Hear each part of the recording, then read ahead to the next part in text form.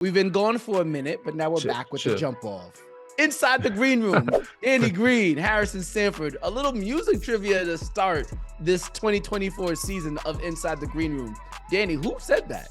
We've been gone for a minute, but now we're back with the jump off. If I'm not mistaken, the song is Jump Off. And is that Joe Buttons? No, come on, bro. It's so long ago. The song is called Jump Off. We've been gone for a minute, but now we're back with the jump off. Oh, now I'm gonna. I feel like it's a. Is that a Jewel's? You want more lyrics? Is that a Jewel's? I feel like this was this a one-hit wonder type of guy? Because no, it was not. Is this Jewel's? It's not Jewel Santana. Dipset. Is this a Dipset thing? Nah. Hold on. Now I didn't even realize I was gonna end up going this far. Here we go. Now. All right, now I'm going to actually read you the lyrics. Hold on. Okay. I've been gone for a minute. Now I'm back with the jump off. Goons in the club in case something jumps off. Come on now. You know this. Yeah, I do know it. Bro, it's so long ago. It has to be 20 years ago. And back up before the hive lets the pumps off. In the graveyard is where you get dumped off. Get it yet? Still don't get it? Nah, Lloyd Banks. No, you're very off base. All right, this is where I think you're gonna get it. I know it's not Banks. I thought it was for sure Joe Buttons. I thought it was for Buttons. All we want to do is party and buy everybody in the bar Bacardi. Come on, bro. Seriously? This is not a one-hit wonder? Black Barbie dressed in Bulgari. I'm trying to leave in somebody's Ferrari. So that makes it Nikki. There you go. But it's not Nikki. So then who is this? I've been going for a minute. Now I'm back with the jump off. Goons in the club in case something jumps off. And back up before the hive lets the pumps off. In the graveyard is where you get dumped off. All we want to do is party and buy everybody in the bar Bacardi.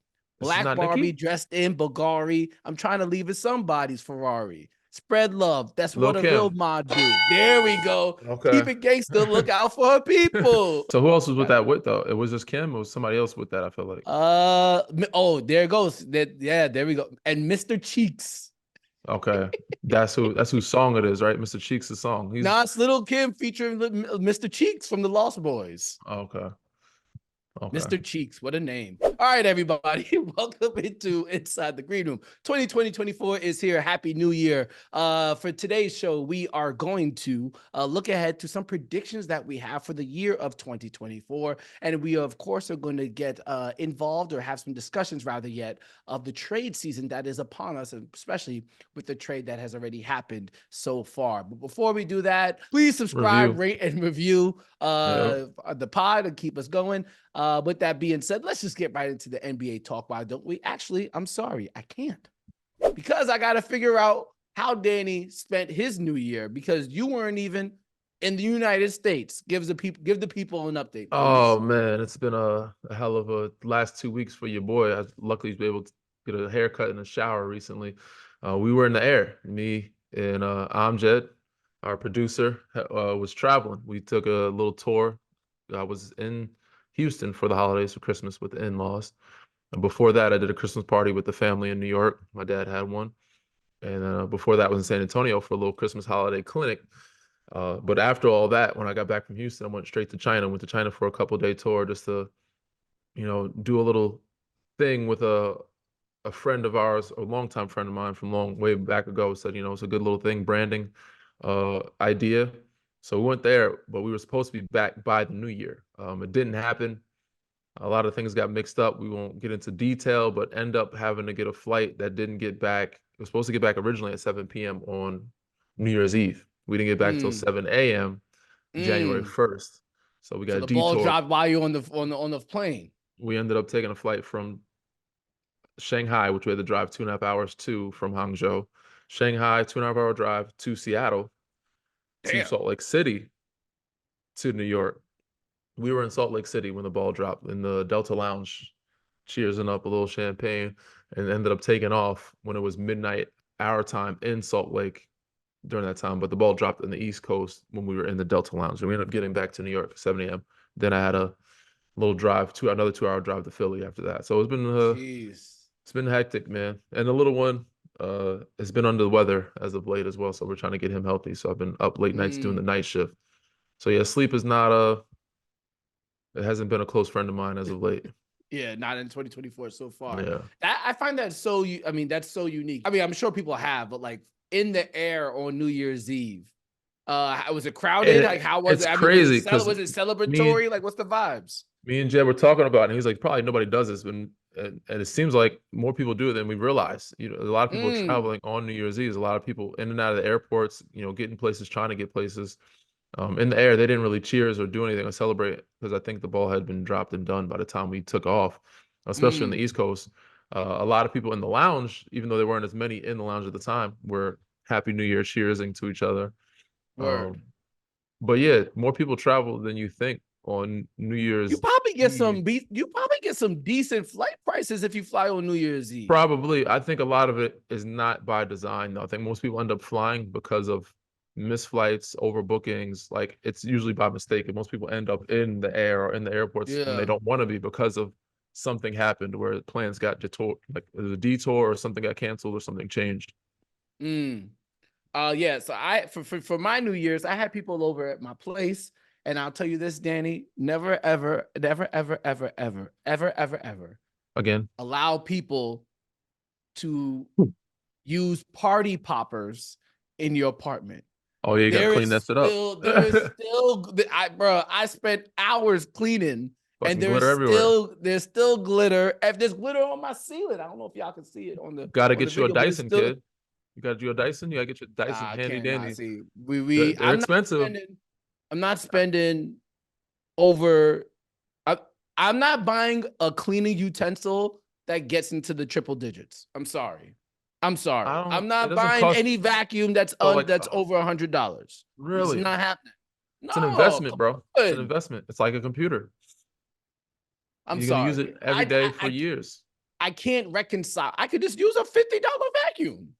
I can't reconcile I can't reconcile spending that much money on. I'm just like, there's certain things I just don't understand why they cost or how much they cost, and vacuums is one of them.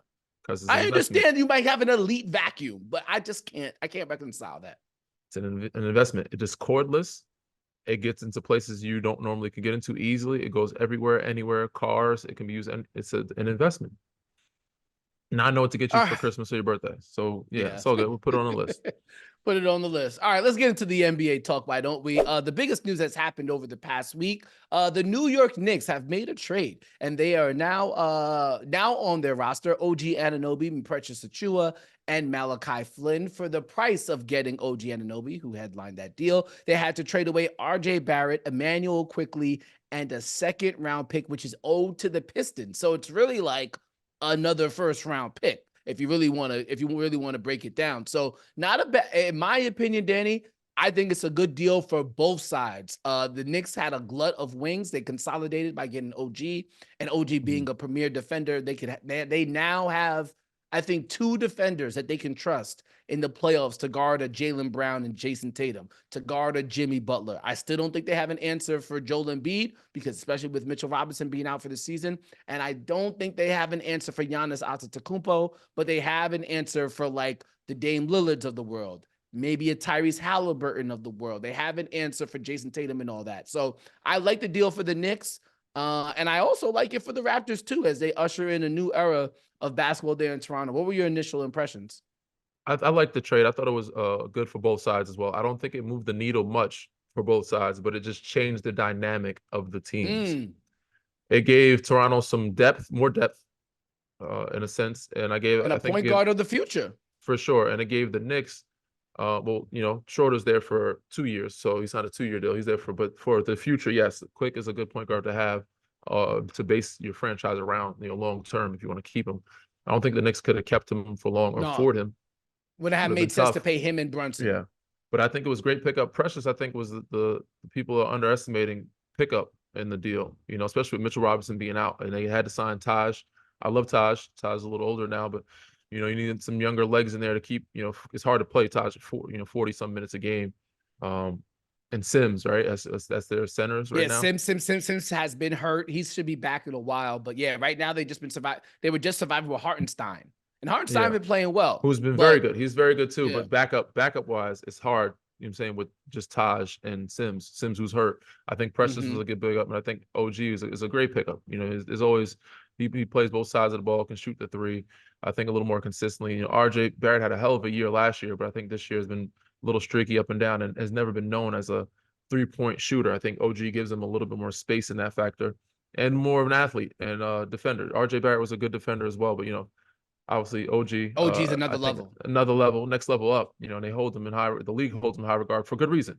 He does a lot of good things. He does a lot of things well and great. So great pickup on both sides. I think it just changed the dynamic. I still don't think it moves the needle for either one of these teams in terms of contention.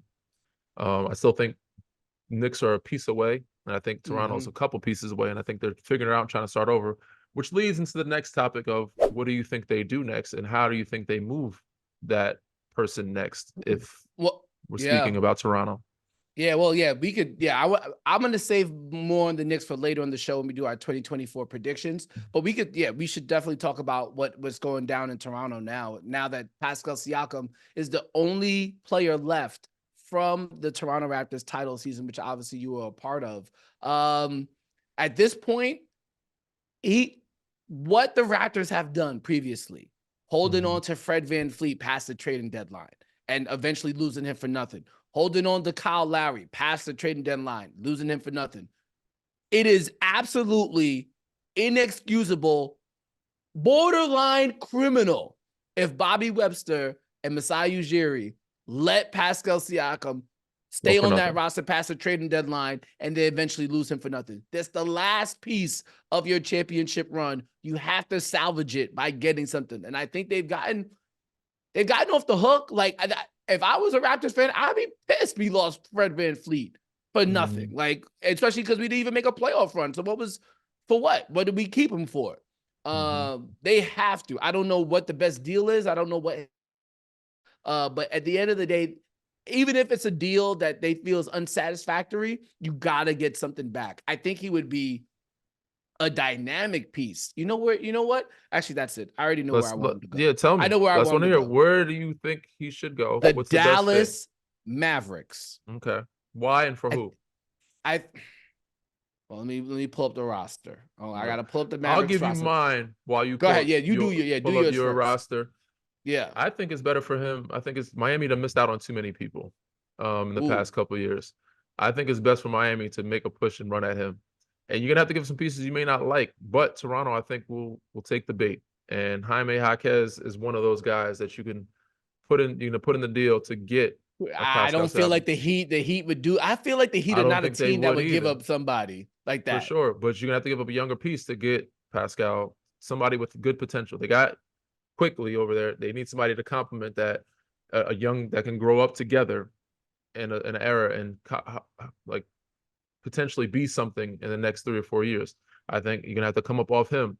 And I know there's some pieces there you may not want to, and some other wings you might have there, but I'm trying to think of who else you might move in Miami other than Duncan Robinson, and Jaime. But I think you can get them for Duncan Robinson, Jaime Jaquez, and some picks. So I think that'll be a good fit. It gives, obviously Jimmy during the season had some injuries and takes some rest. It gives him some time and Bam, off the ball a little bit. But I think it gives him another look, in terms of, offensive and defensive, system in Miami.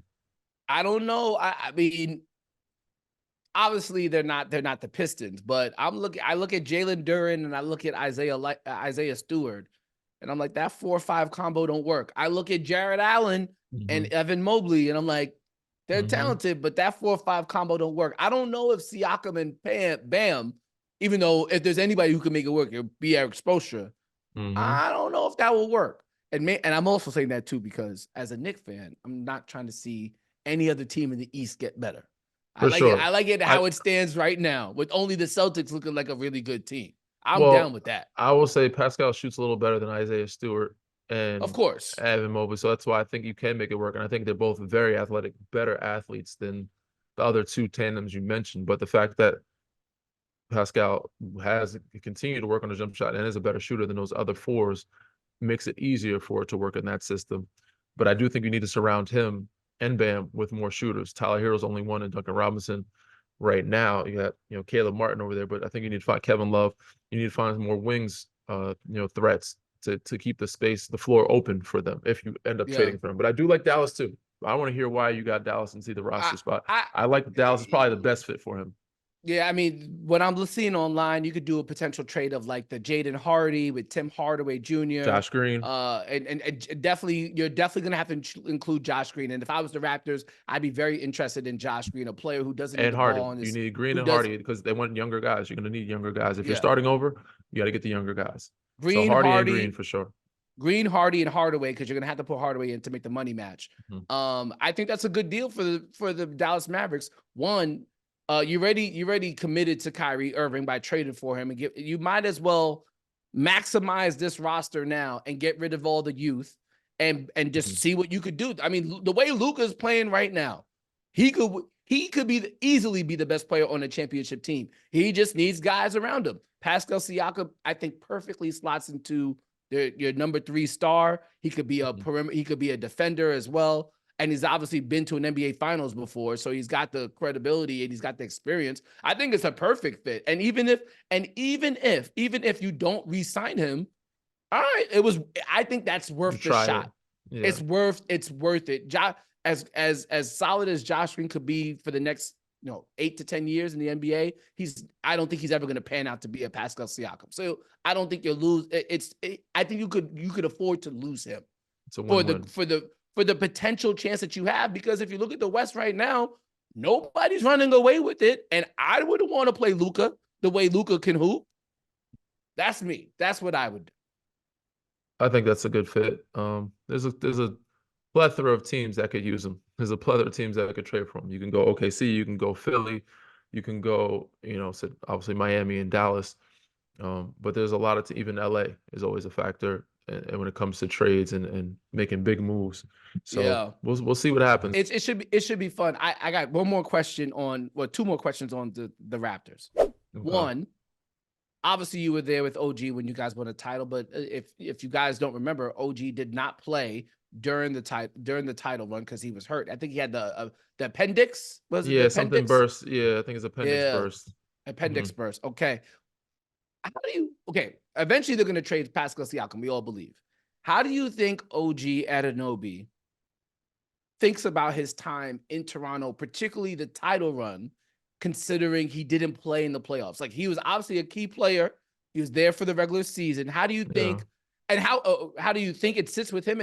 And I could also just ask you, how would it have sat with you? Let's say you won the title with the Raptors, but you didn't play but you didn't play a single postseason game. Yeah. But obviously you were very vital during the regular season. How would you feel leaving there? I would feel kind of robbed of the experience, or not really a big part of the experience. And I wouldn't consider, me personally, I wouldn't consider myself, a part, like a big part of it, or I would still want to win one on my own, on my own, or being a factor or piece. Doesn't mean he wasn't a big part of our team. Everybody was a big part of our team, from Jody Meeks to Jeremy Lin, guys that prepared us day in and day out for practice that we had there. And OG was one of those guys during the whole season, helped us win games on regular season, and in practice, pushed us. Even though he wasn't a part of the postseason, he was a big factor. But personally for me, I would think that, I don't know how he feels. I would assume probably the same of, I was a part of the team, but not, really there when I wanted to be. I didn't get a chance to be on the floor the way I wanted to be. And I think that kind of motivates him to kind of win one with him being, an impactful piece on the floor. So yeah, man, it's a weird scenario. It's a weird situation, but there's some guys, they may feel like, I won one. I was a part of that team. Even guys that got traded midseason, some that get rings. Some guys get rings when they're not even on the roster at the end of the season, and they're like, I was on that team. Didn't get a ring. Yeah, well, Toronto guys didn't get a ring. I know in LA we had a couple guys that were given rings that weren't with us in the bubble. We ended up picking up J.R. Smith and Dion Waiters, but Troy Daniels got a ring. They offered DeMarcus Cousins a ring. Avery Bradley, they offered a ring. Certain guys that weren't in the bubble still got offered a ring, and very much so feel they were part of the team. So it's all preference, man. But my personal preference, I would like to be on the floor and a part of that team, for sure, making plays. I don't know how OG would feel or feels at this moment about that. For sure. All right. So last thing about Toronto. So eventually they're going to trade Pascal Siakam, or he's going to leave in free agent, we all believe. How do you think it goes when the celebration of what y'all did happens again? When do you think it happens? Because I mean, for sure, I don't know if it's going to be a again? 10th and so at some Okay. point, what y'all did is Bring going to back be the team. going to be Okay. commemorated again. Yes. At some point, is it going to be 5 years from now? Is it going to be 10 years, 20 years? Who knows? How do you envision what that might look like? Is it something that you would want to happen for that? Like Drake should be there. Like, I don't know, but like, I feel like it was so monumental that like, Yes. I think that it's going to be another once 5, 10 when Pascal's everybody's traded done away, you playing. can start really thinking about it. Yes, I think it's going to be when those guys' careers are over. Pascal, Kawhi, it's only right to do it 10 years from now. I don't know if they could continue. I know Kawhi may not be playing for 10 years from now. Pascal, maybe. Fred, maybe. But I think 10 years from now, it makes sense when everybody's done playing and, we're all a little older. I would like for it to just have a, good standing ovation. Us get a chance to watch a new Toronto Raptors team that's probably doing well on a playoff run. And us being honored and maybe getting some new updated jackets. You never know. So okay. Oh, another trade that I would like. Remember we talked about trades I'd like to see. Like I said, I would like to see Andre Drummond with OKC. How about this? The Warriors trade Andrew Wiggins to the Raptors for Pascal Siakam. That's not a How bad about idea. that one? That's a good move for them if they could make it. They obviously made him the available. money probably fits. I mean, Close. Yeah. If not, yeah, I think it makes sense. I mean, obviously Wiggs is coming off the bench as of late, and he's picked up his play. He's been playing better, but he's only playing. He's not playing the same amount of minutes. He's not. The production is a lot different now with Draymond not playing on the floor, and with the different team with Jordan Poole, there's more attention on him. Him and Clay have some ups and downs. Even Steph, for a guy who's having a tougher year the last couple games, he's still averaging 27, 4 and 4, something like that. He's averaging great numbers. But Steph and Clay have been up and down, and they need some help out there. Draymond hopefully will be back soon, but they are struggling. They're struggling with that and the depth. Trace has done a great job for them rebounding wise. Kevin Looney's been decent. Gary Payton's been hurt. CP has been in and out, but he's been back and playing decent. But I think they do lack the depth, and I said another person like Pascal Siakam to take that attention off of, Clay and Steph, where they get more looks or more open looks. And I think Draymond's a big part of that as well. And defensively, it'll help them too with the defense and rebounding. That's what pretty much they're lacking. Podziemski has been playing well. He's been great. He's been a steal for them. And some other guys have stepped up and played well. So Moody, it's been interesting to watch. But I said we'll see if they make. They said they made him available. We'll see if they make any moves. We'll see who else is on the table to be made available. So it's going to be interesting. They're going to be interesting. Speaking of those Warriors, I have included them in my predictions for 2024. We'll get to our predictions of 2024 when we come back from the break. Be right back. Welcome back. More Inside the Green Room with Danny Green. I'm Harrison Sanford. You guys already know the vibes. All right, time to get to our 2024 predictions. But before we do that, let's give a little golf clap to the Detroit Pistons. Finally ended that losing streak. I know it must have been going through it. They must have been going through it. Danny, could you imagine what it might have felt like to be in that locker room? Especially you have one of the best winning percentages all time as an individual over the last decade. I couldn't imagine you being in that circumstance. Man, I couldn't imagine. That's a tough one. And dark days, and doesn't help any that probably the weather there isn't great either. They're in a city where they can wake up to the sun and be on the beach and kind of get their mind off of it. You're coming to practice every day. You're in a gloomy city where it's cold, probably snowing, and having to lose most of those games or lose every day. It's got to be depressing, man. So I'm sure a weight was lifted off their shoulders now, and hopefully it turns around. Obviously, they're not going to all of a sudden just make the playoffs, but hopefully it turns around where they can still be playing better basketball, more positive energy around them to where they can get a couple wins here and there, Yeah, no, for sure. And for the future of the head coaches of the NBA, you guys should, whoever they are, if it might be future head coaches who might be listening, they should be rooting for Monty Williams because this past offseason, he signed a deal that was 6 years, $78 million. The record is 3-30. Greg Popovich, by the way, signed a contract extension this offseason, 5 years, $80 million. So he's making $16 million a year. What is the Spurs record? 5-28.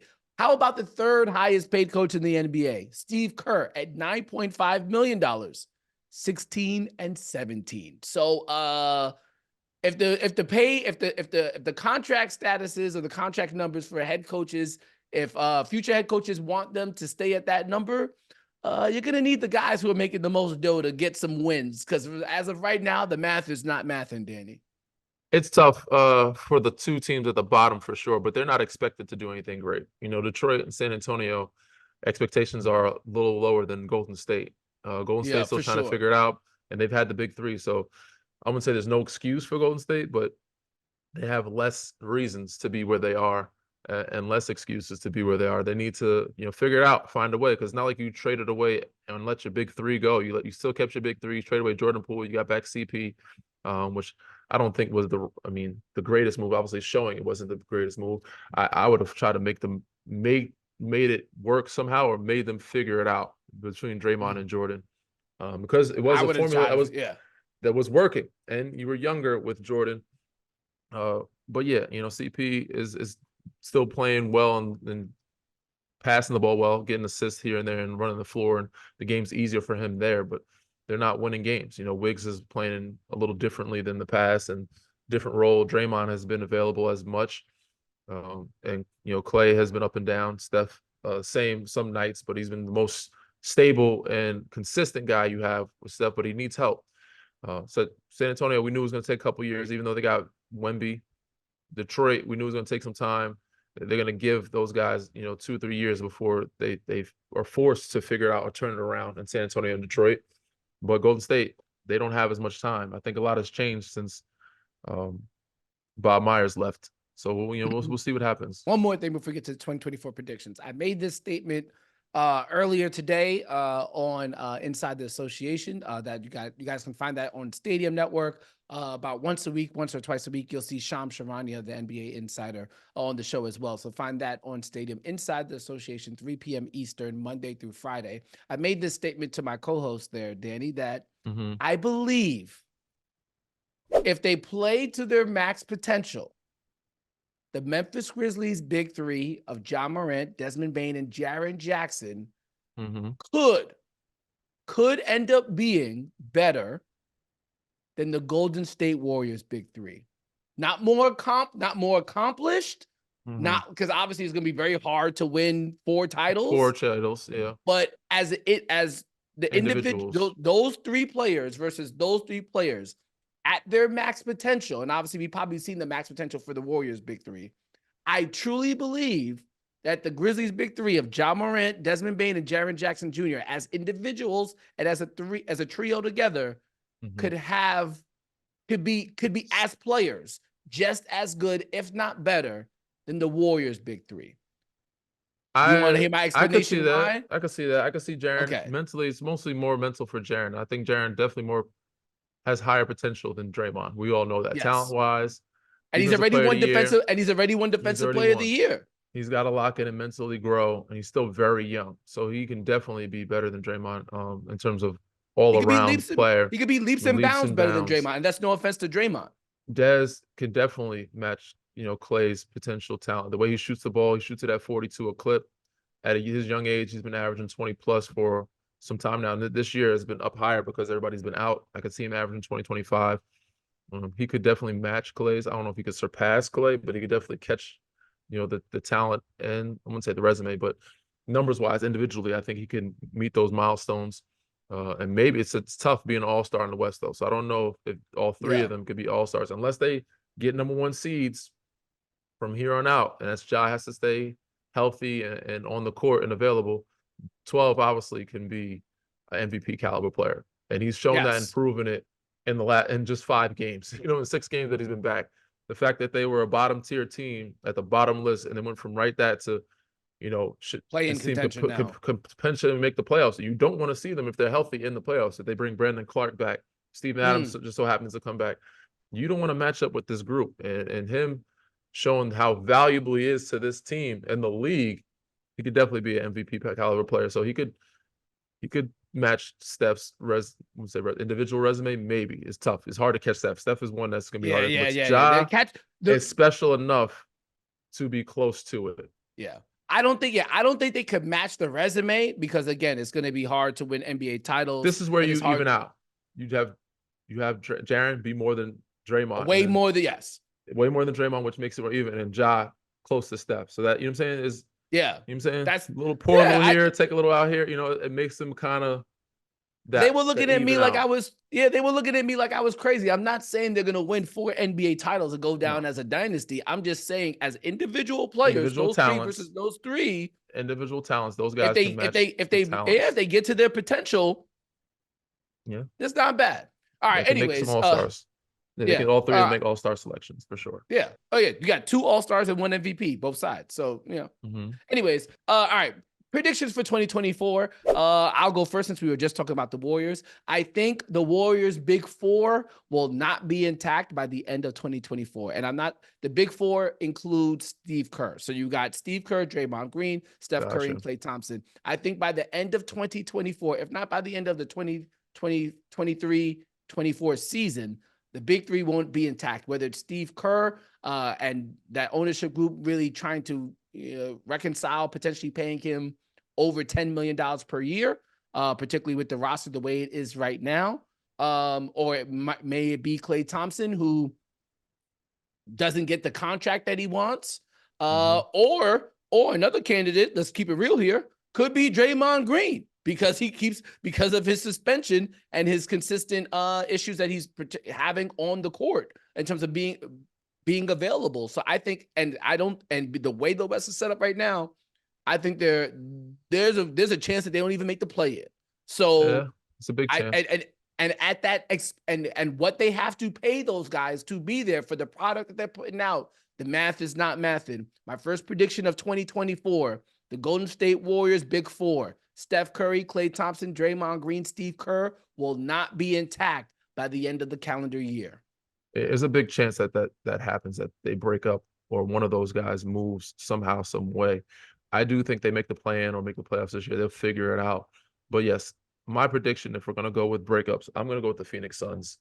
I think by the end of the 2024 calendar year, I don't see that big 3 staying together. I see it being short-lived. I see eventually somebody wanting out. I see eventually, Frank Vogel just got there, so I don't think they move him. But one of those guys, and Book is the last of the Mohicans. Yeah, you can't move Book. Book is the franchise guy. Unless he wants to leave. But I think the other 2, some way, some shape or form, you're going to find or get pieces for one of those other guys. But don't forget, Bradley Beal has a no-trade clause. It came with him from Washington. So he can waive it. Yeah, of course. It's up to him if he wants to. If it's up to him, if they find a trade for him, it's up to him to say, I'll take it. But if I'm Bradley Beal, why would I want to get traded? Unless they tell you, we really don't want you here. If you want to get another contract and be the man somewhere else, and you're able to do it, or win somewhere else, if you want that, because he's been injured, he may not be able to. He's the third wheel, not the third wheel, but he's option 3 on this team. It's pretty given at this point. It's pretty clear. He's never been option 3. He's never been a third option. That may mess with him mentally, may mess with him physically, may mess with his individual success, and which in his mind, I'm not ready to take a backseat to being not a superstar or still not being a max player. Especially if we're not winning. Yes. So if you're not winning and you're not producing the same as you were, some teams may not value as a max player as much anymore. May not be okay with that. I could see him saying, I'll waive this clause to be in a better situation, better position to where I can build my own team around me. I'm still young enough to find pieces around me, and I can still be either option 1B or still, option 2 at least. Yeah. And obviously too, even just with the structure of the team, if I 1B is Bradley, 2, but still option 1 or 2. If I was Bradley Beal, it would be hard for me to reconcile not having a true point guard. And Devin Booker has been playing well as a distributor playmaker, but at the end of the day, Devin Booker shouldn't have the ball in his hands as much as he does. That's not benefiting it's the best option they have, but it's not optimal for They who need a they point guard. They they need a need a point point guard, guard. point It's blank period. You glaring. can't. It's But glaring. Book did play point guard in the past, and I did like how he did because he was high, his career high in assists and was playing well years ago before they got everybody, before they made the run to the Yeah. finals. But it's a different type of game now. It's a different look for him. They do need a point guard. I think losing campaign hurt them a little bit, but they need somebody that's a pure point guard. Somebody at least a backup or somebody that's solid that can just set the table. CP is dearly missed over there. Yeah. All right. My second and last prediction for 2024. Oh, we'll make one more Sorely after missed. this. Sorely missed over there. My next prediction for 2024. The New York Knickerbockers, by the end of the calendar year, will be a true, not a fringe, a true title contender. I think Jalen Brunson has already proved just how good he could be. He looks like he's going to be a perennial all-star, and he's on an absolute great contract. You have somebody like Julius Randle who's cheap. Proven they to got be him for cheap. Yeah, you got a guy like Julius Randle who's proven to be an all-star. You have quality wings in OG Anunoby, Dante DiVincenzo, Quentin Grimes, Josh Hart. Man, if Mitchell Robinson was healthy, but that's neither here nor there. How do you think they get there? This is how they get there. Probably one of those wings, whether it be a DiVincenzo, a Quentin Grimes, a Josh Hart, one of those wings probably gets packaged along with maybe a Mitchell Robinson or Isaiah Hartenstein, one of those Evan Fournier. One of those bigs, and you have to include Evan Fournier because he's making a lot of money, and that's your salary cap filler. And then because with the OG Anunoby trade, the Knicks did not trade. They only gave up a second-round pick that's owed to the Detroit Pistons. They still have all of their first-round pick draft capital. So you take all of your draft capital, your first-round pick draft capital, you throw in a nice young player, a DiVincenzo or a Quentin Grimes, and you go ahead and get the big star, the guy who makes Jalen Brunson the 1B or even the 2, and makes Julius Randle the 2B or the 3. Who's that big star? I have no idea who that is, but I am hoping the Knicks hold no more trades. If you're the Knicks, no more trades, no more assets out the door until that guy presents himself. Until then, you just keep it rocking. Everything is positive right now. Be competitive, and you just let the chips fall where they may. I think that's how they should play it out. I don't see it. I don't see a come on, Danny. Or a star. If they can get that guy, and that guy to me is a Joel Embiid, which most teams ain't letting that go. Philly's not letting Joel Embiid go. Yeah, they're not. Superstars that where they are, they're not being let go. They're just not gonna for those pieces that you're trying to package and picks. Unless that superstar says I want out, unless a Giannis. That's what I'm saying. That's all Joel Embiid would have to say is, "Hey, I want out." And all of a sudden, if you're Philly, for sure. But that superstar also has to be a bigger wing or a big because you have Jalen Brunson. You can't go get a Donovan Mitchell. You can't go get a Dame Lillard. Donovan Mitchell wouldn't make sense. I think I'm saying the guys that other superstars you can only have exactly, and now you're reducing the box that you can tap into. Yeah, there are superstars that are guards. There could be a Bradley Beal. There could be, I'm saying, you can't get those guys. I mean, you have guards already.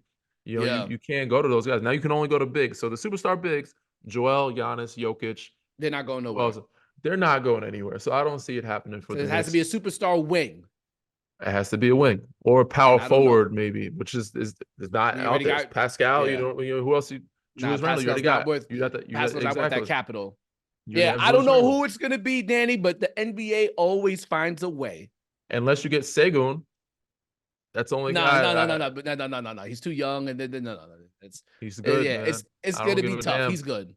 He's good. He's up and coming.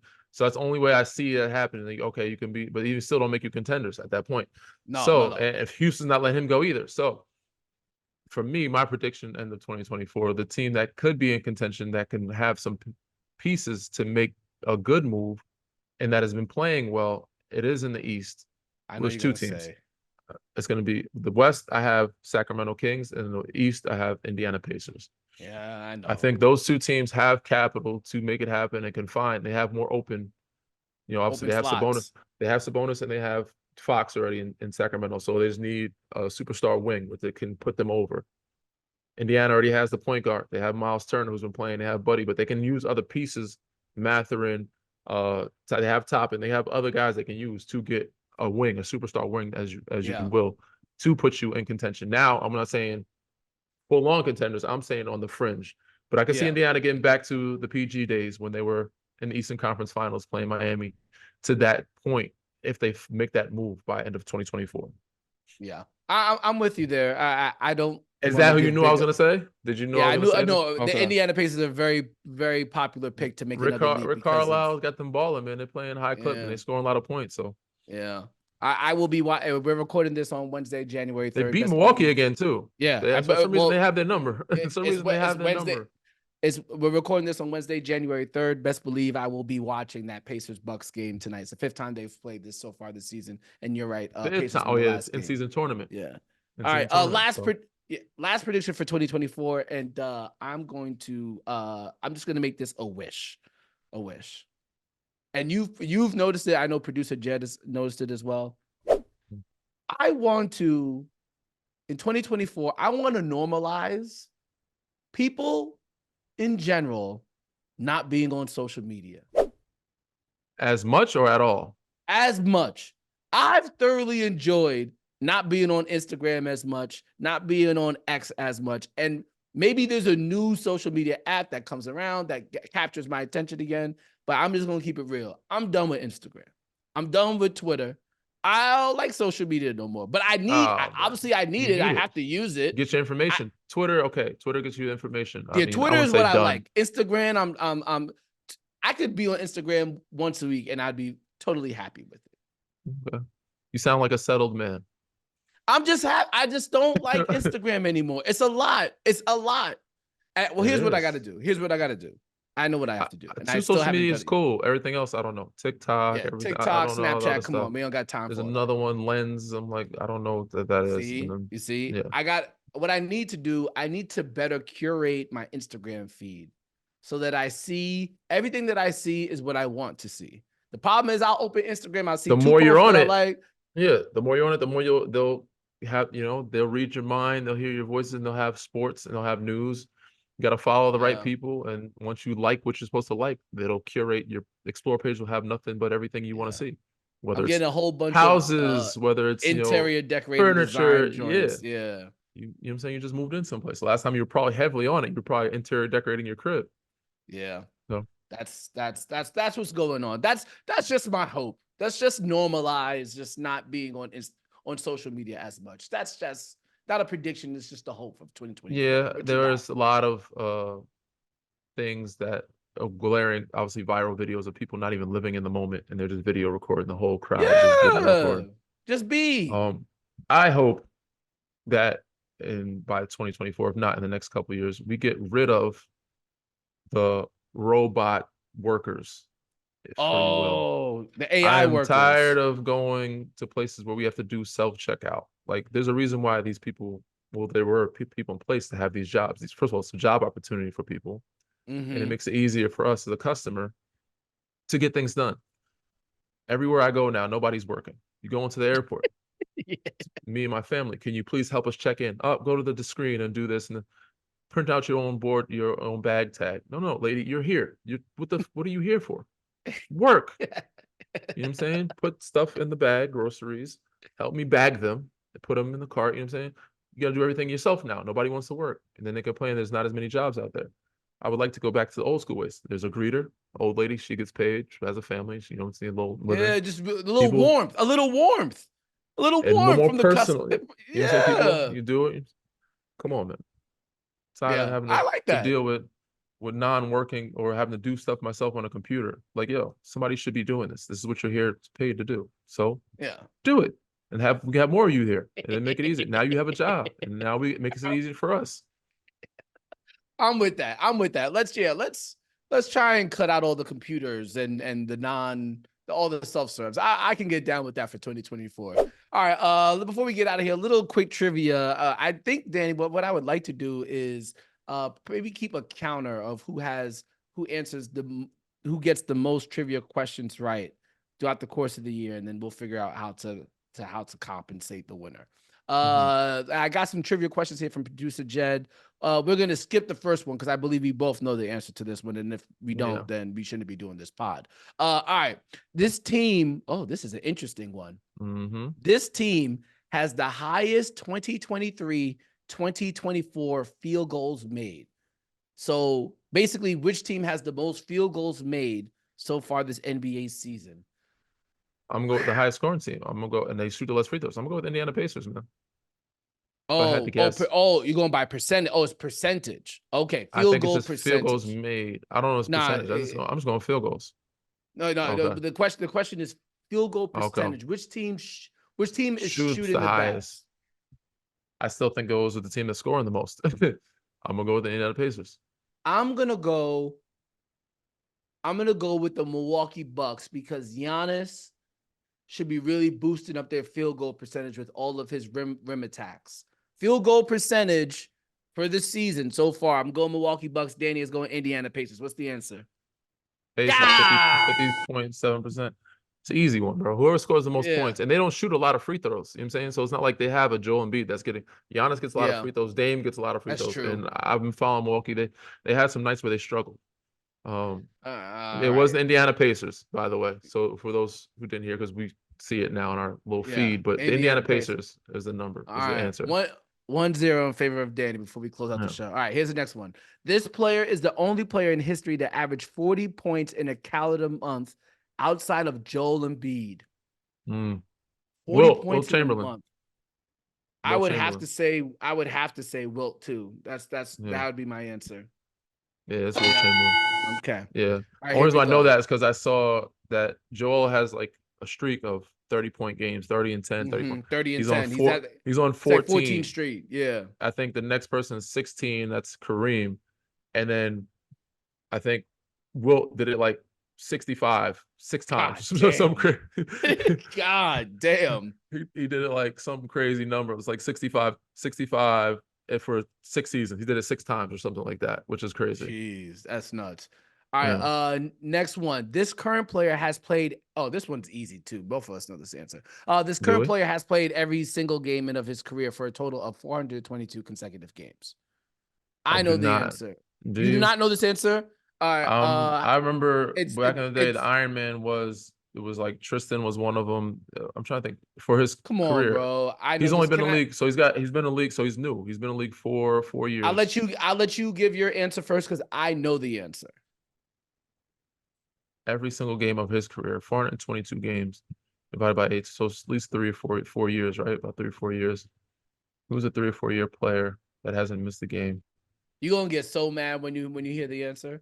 Hey, do we got a timer on this before he gets it? So I can tie the game up? Is he in the East or West? Is he in the East or West? There's no hints for this one. This should be off the dome, bro. All right, hold on. I'm putting on a clock here. I'm giving you 30 more. I'm giving you 30 seconds. All right. For some reason, I feel like I just came across this guy too recently. They played 20 seconds. Played the other night. Oh man. 10 seconds. Yeah, I'm drawing a blank, bro. I have no idea. I'm trying. All right. The answer better be. I wouldn't be upset if it's not it. Mikal Bridges. Yeah. There you go.